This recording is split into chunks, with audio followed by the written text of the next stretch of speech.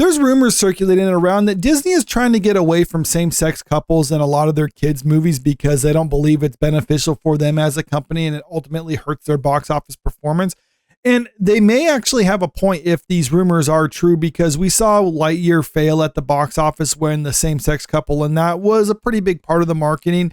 I don't believe that's the only reason why that movie failed, but I don't think it actually helped them.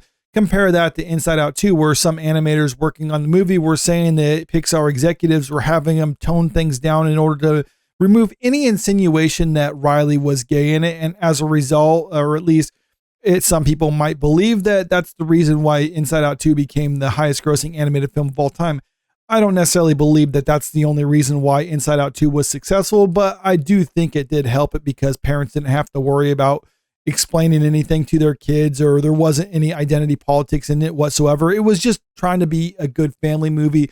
And now we're starting to hear from one of the showrunners for X-Men 97, or former showrunner for that Disney did the same thing with his series too.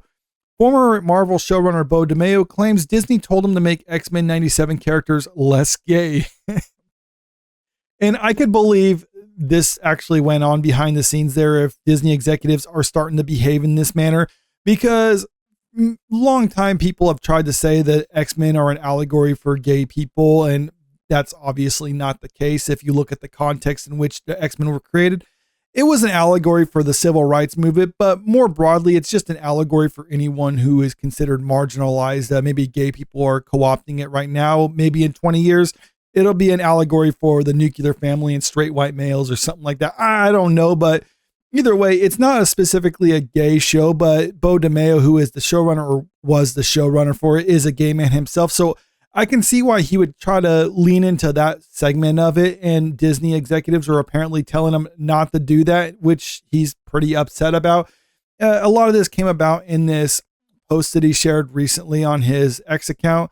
It was an article that he shared from Screen Rant talking about what I was just mentioning with Inside Out 2. And this is his response to that. Heard the same words less gay on X-Men 97 when it came to Magnus and Xavier, as well as marketing for that. So I could believe that that's the case. And he tries to assert this is the reason why Disney fired him, because he was kind of hesitant to do that sort of thing with theirs. And he also shared some posts, which were like pride posts during June of that year. And he says Disney executives fired him as a result of that. And he's trying to claim that they fired him because he's gay.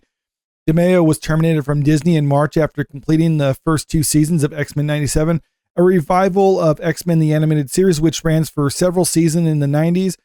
Although Disney issued a statement claiming the series creator was fired for egregious misconduct, DeMayo, who had his season 2 credits stripped, denied the allegations on X, explaining he was terminated for posting X-Men fan art for gay pride on Instagram. And right here is a screen grab for one of the posts that he actually made on social media. And he's claiming this is the reason why he got fired. And he's trying to say Disney's discriminating against him for being gay. I don't necessarily believe that, though, because if he was being discriminated against for being gay, then presumably Disney wouldn't have fired him to begin with. And he's trying to use this as an excuse by saying, like, well, they told me to tone down the gay stuff in X-Men. It's like, yeah, because your job is just run the show. It's not necessarily supposed to insert your own identity politics into it. Disney didn't want you to do that. So they're saying these are the guidelines that you have to follow. And if that's discriminated against, well, then anyone who has to follow orders from their boss are being discriminated against on this one. So I'm not necessarily buying it. I think the idea that he was fired because of misconduct behind the scene seems a bit more plausible, at least to me, because Disney fired him right before the show came out and they announced that they fired him. So usually Disney wouldn't want to get rid of one of their showrunners in a manner like that right before their series was supposed to premiere. And I remember when it happened, a lot of people are wondering, like, well, what did he do to warrant getting fired before the show came out? And to me, Disney's excuse seems a bit more plausible, especially since legally they couldn't keep him around if he actually is doing the conduct that he is being accused of doing. And I think this is him just trying to almost shift the blame or make excuses for his behavior. But let's continue on with this. Although Disney did not respond to DeMayo's accusation in several other posts on X, he relayed examples of Disney executives pushing to make X-Men 97 less gay. And like I said, it's their show. I mean, yeah, he's the one managing it, but they can do whatever they want with it. And if they don't like the direction he's taking it in because he's trying to insert his own beliefs into it, well, then, yeah, they should be calling him out and making him go back and change things up. In one episode applauded by members of the LGBT community, Magneto is being held captive by supervillain Bastion in his secret base tied to a St. Andrew's cross, wearing nothing but a pair of boxers. However, DeMayo claimed his original intention was for Magneto to be fully nude. Personally, I don't think Disney executives are discriminating against gay people by saying they don't want Magneto in their children's show on Disney Plus to be spread out naked with his dong hanging in the wind for everyone to see. But apparently, according to Beau DeMayo, that's the way he wanted to actually do it. He says the whole point was supposed to show how dehumanized he is and other things like that. It's like, well, I think the point was fine with the way it is. Anything more, it probably feels a little bit gratuitous. But Disney said they didn't want to have that in there. So he says like, oh, we'll see, they're discriminating against it or something like that. It's like, okay, whatever, dude. Similar in the season finale of the series, DeMayo shared that Disney referred to one of his scenes between Magneto and Professor X exchanging brotherly solidarity as being too gay and creepy. I'm sorry, that is pretty funny though. I just imagine like they have the screening with all the executives in there in their suits watching the premiere. Beau DeMayo sitting there with them after it ends. He's like, okay, so what does everyone think? They're like, yeah, that seemed a little bit too gay for me. DeMayo's accusations come on the heels of shocking expose detailing the pressure of working on a Pixar animated studio's blockbuster film Inside Out 2. And that's something I already talked about, how they supposedly went back and made it less gay. And as a result, Pixar executives are saying, yeah, we made it less gay and that was successful. So maybe that should be the answer moving forward. And like I said, I don't think that's the only reason why the movie was successful, but I do think it helped ultimately, because that's one thing that people were saying when they left the theaters for Inside Out 2. A lot of word of mouth was, yeah, it's not political at all. It's just a fun family movie that kids can enjoy, and people went and saw it. And as a result, that movie was widely successful. This one, apparently, they tried to just stick, or at least the executives at the studio were basically kind of reining in his worst instincts and trying to not make it about just gay representation.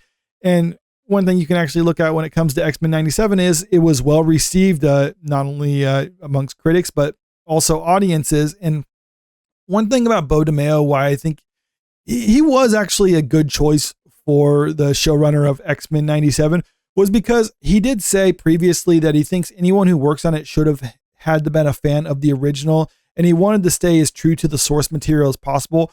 But like I've also said, that a lot of gay people have kind of co-opted X-Men and to think it's representation of them, and it's just more broadly just represent marginalized people. And if you tried to push it to make it seem like it's just a gay allegory, well, then that would have been off-putting. But if you make it more universal like this and take away those elements to it, then it has more of a broad appeal, because anyone can feel marginalized in some way, shape, or form. And that's how you should portray this show.